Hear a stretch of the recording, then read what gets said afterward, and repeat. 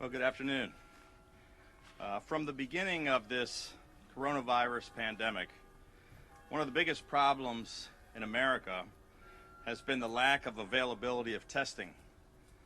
It remains the most serious obstacle to safely reopening our states. Here in Maryland, we've been doing everything in our power to acquire more tests from the federal government. Unfortunately, we have also had to compete with every state in America in our attempts to procure tests from every domestic producer in the U.S. and from sources around the globe.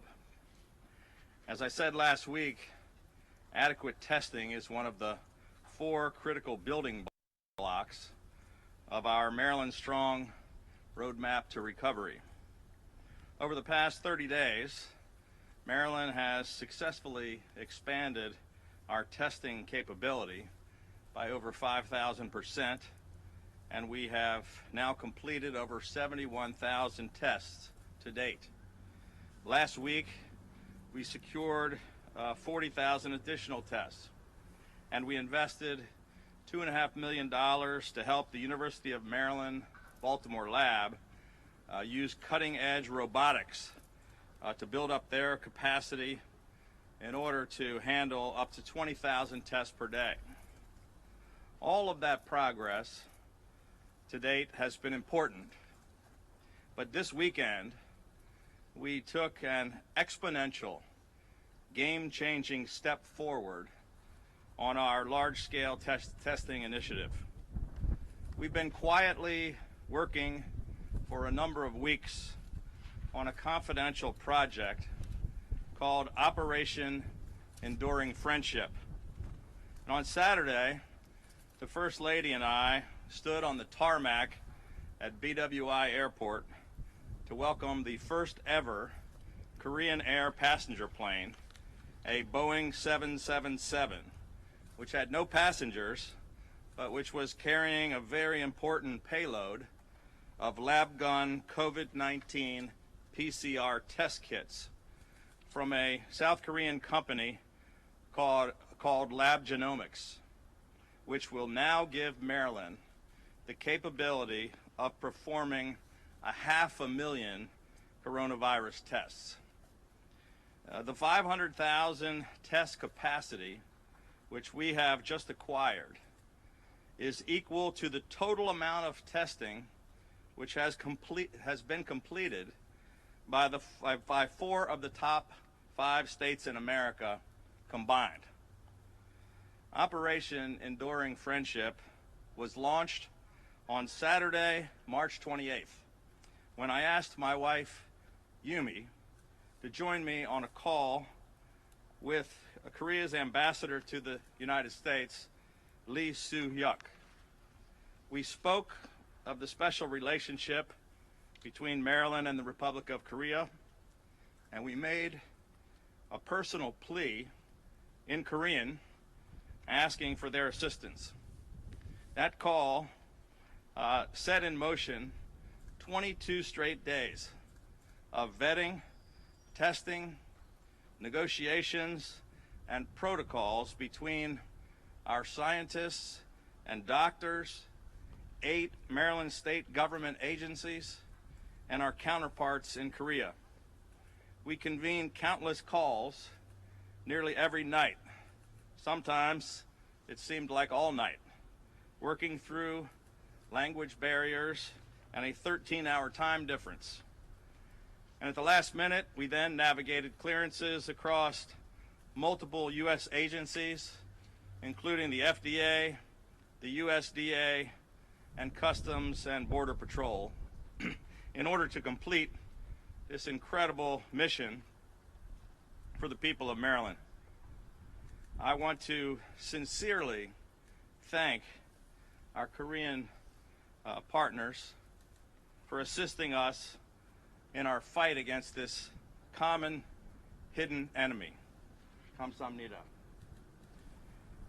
Each part of this international collaboration was unprecedented, from identifying and vetting the Korean testing company and getting the scientists in our labs to work through all of the technical details with the teams in Korea, to the complexities of the international procurement contracts and processes, to figuring out intricate logistics solutions like arranging the first ever Korean Air flight from Korea to land at BWI. It really was an amazing team effort.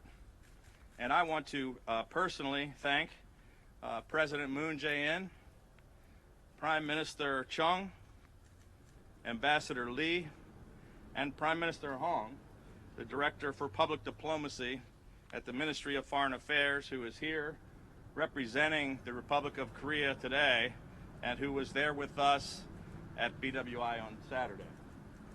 I also want to thank Lab Genomics, who developed and produced the tests, Samsung SDS for the logistical support, Korea Air for this very special charter flight, the Korea Trade Investment Promotion Agency, John S. Connor Global Logistics, and our entire Operation Enduring Friendship team here in Maryland, especially Roy McGrath, Director of the MES, who spearheaded our efforts, along with Secretary Ellington Churchill and the Department of General Services, Deputy Secretary Fran Phillips and the Maryland Department of Health, Secretary Greg Slater and the Maryland Department of Transportation, Ricky Smith and the Maryland Aviation Administration, Major General Tim Gowan of the Maryland National Guard, Colonel Jerry Jones and the Maryland State Police,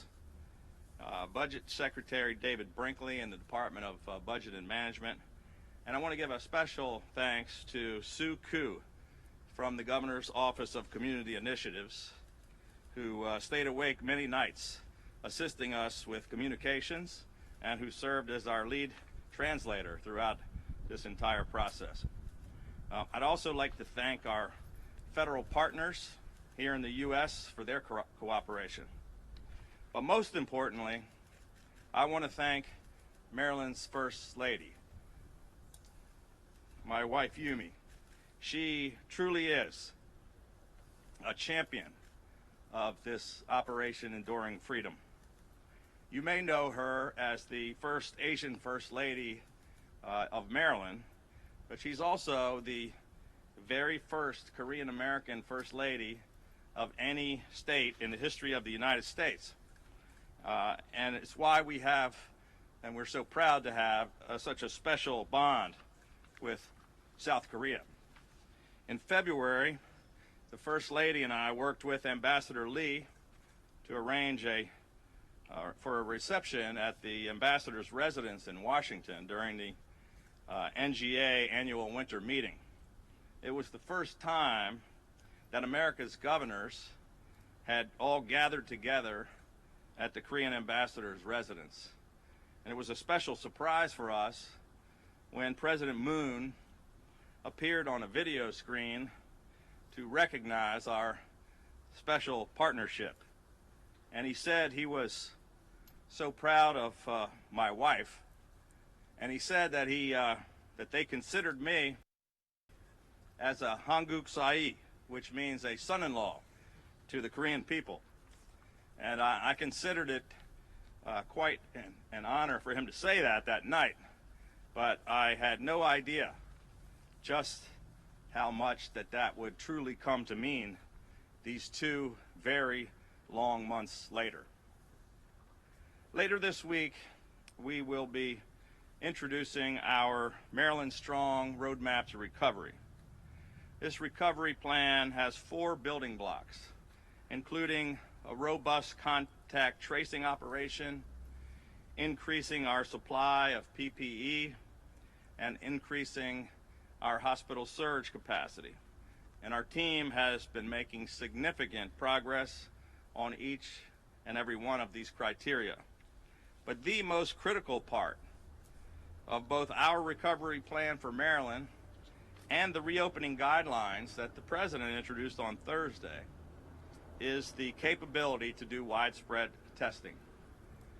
The incredible success of Operation Enduring Friendship has not only put us on track to achieve that goal, but it literally will help save the lives of thousands of Marylanders. This year marks the 70th anniversary of the Korean War. And my wife often says that she would not be here if it were not for the dedication and the sacrifice of the brave Americans who fought for the freedom of South Korea. And she and President Moon have both talked about the incredible debt of gratitude that South Korea feels toward the American people. Let me just say that after Operation Enduring Friendship, the state of Maryland owes an incredible debt of gratitude to the people of South Korea. 감사합니다.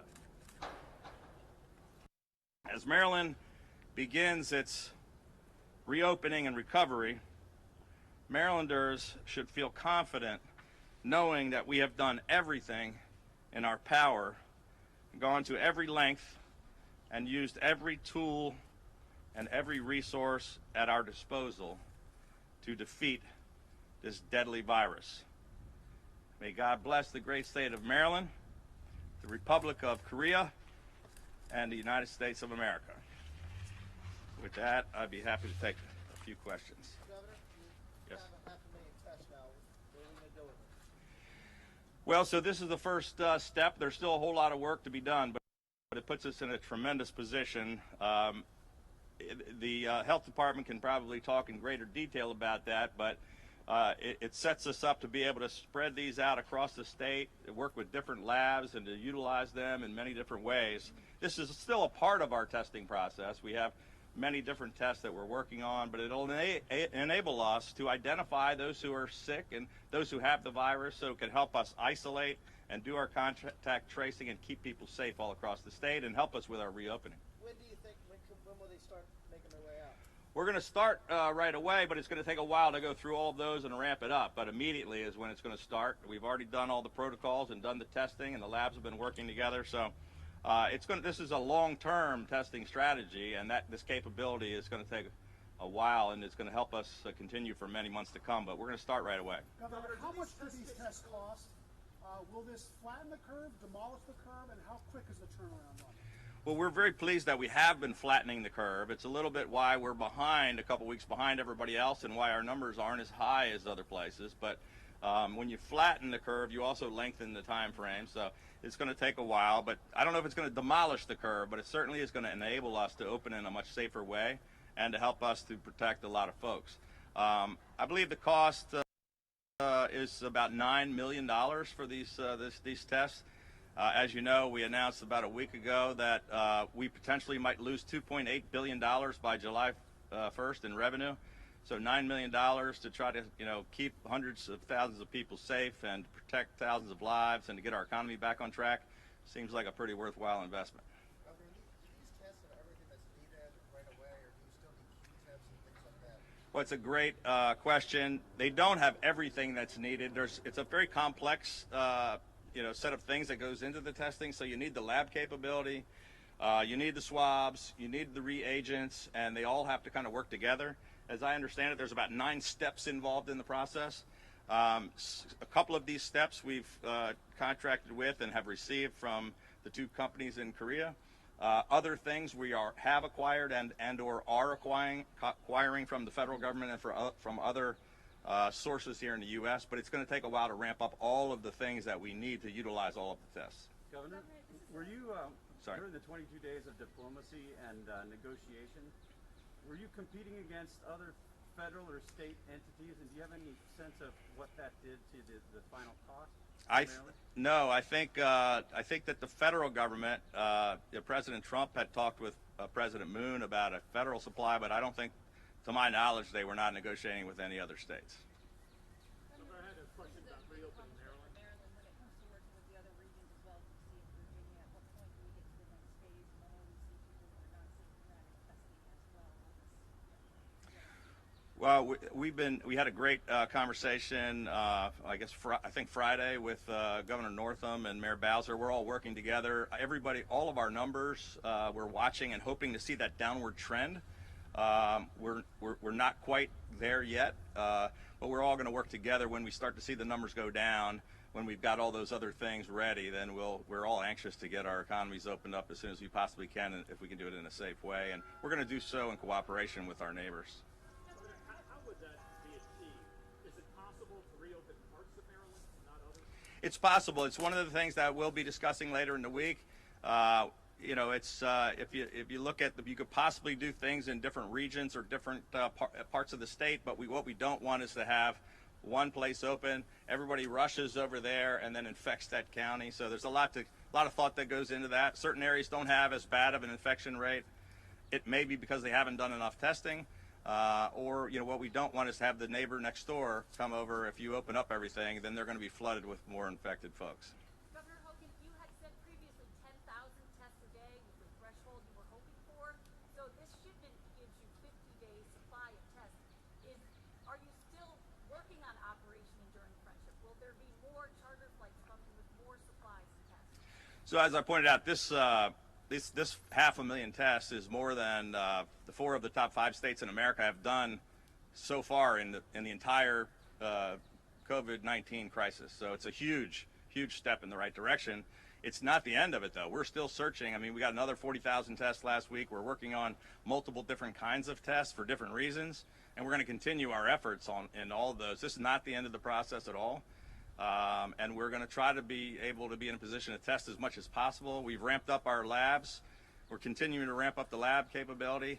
10,000 was a very aggressive goal, but they're going to get mad at me for saying this, but I think I'm going to try to blow through that and do maybe a 200% of what their aggressive goal was, and try to get up to 20,000 tests a day. Aaron? Governor, have you been speaking with any Senate Republicans about a national approach to testing? If so, who, and have you been meeting any resistance? So I've had discussions with leaders in Congress, in both the House and the Senate, both Republicans and Democrats, about lots of different issues, including we had successful negotiations over the weekend regarding a compromise that I hope is going to take place in the next day or so, where we can move forward on all of the funding on the 3.5 CARES Act funding to come out to get the PPP, get our small business money out and help the hospitals. The president committed to our request for $500 billion to the states last night in a phase 4, which is quite an accomplishment. There's a bipartisan bill in the Senate to do just that with Republicans and Democrats. There's been discussions about testing and how important that is with folks in Congress on both sides of the aisle, but not really at liberty to share a lot of the details of those discussions. Governor, could you tell us how the meeting today went with the White House? Apparently, the Vice President said something about the possibility of doubling testing if we were to activate most, if not all, the platforms that exist now. Can you tell us anything about that, or just how the meeting went overall? It was a good meeting. The Vice President, the coronavirus team was laying out. It was mostly an update. They gave us detail on all of the a list of all the labs that are in our state and in each of the states. We already knew where the labs were. Most of the ones on that list were actually federal labs, and they said these are labs in your state, but they were NIH and FDA and Fort Detrick and things like that. So I pointed that out to the Vice President. We've been pushing to get NIH to help us with testing for more than a month now. But it was a productive meeting overall. We had updates from the members of the team about some of the progress they were making on swabs and reagents and a couple of things. And I thank the Vice President on behalf of the governors for helping to agree to support the states in the next funding bill. I thank them for some of the progress that they've made over the past couple of weeks. And I pushed to get the Treasury Secretary to respond to the governors with respect to flexibility of spending on the previous funding bill, which we were expecting by the end of next week. And he promised to get that done by the end of today. Governor, did you discuss at all why you were able to accomplish something that the federal government sounds like didn't try? Well, I can't really, I don't want to speculate about why, but the federal government has been trying and has been helping with some of these things. They've now instituted the Defense Production Act, which we pushed for, NGA did, along with some leaders in Congress. They're now using that to produce more swabs, which everybody's short of. They used it for ventilators, which we've made progress on. But why we haven't made more progress on testing, I'm not sure. But the administration made it clear over and over again that they want the states to take the lead, and we have to go out and do it ourselves. And so that's exactly what we did. Last question. Governors in some other states have been concerned about the federal government intercepting some of their supplies and some of the things that they have ordered. Was that a concern for you? And if so, how did you negotiate that? It was a concern for us, and we were just happy to have successfully landed that plane at BWI. And don't want to get into all the details of how that came about, but that was a big part of our concern. Thank you. Thank you. Thank you.